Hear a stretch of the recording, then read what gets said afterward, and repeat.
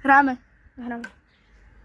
Tak toto sú typy ľudí, jak dvíhajú na zadné. Takže začiatočník, priemer a master.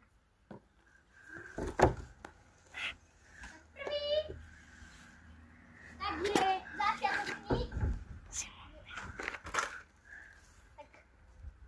Tak dvíha začiatočník. Potom taký ten, čo proste už má rôlkou. To je... A taký ten, čo je proste masterkom, tak dvíha neviem. To tak asi ťažko, ale... Ja, že... Nebudeš mi pomáhať. Že... Tak. A ja dávam nejako tak, jak dal to druhé. Prepáčte, A ja že tam ide- tretie. Prepáčte, že tam ide auto, ale bohužiaľ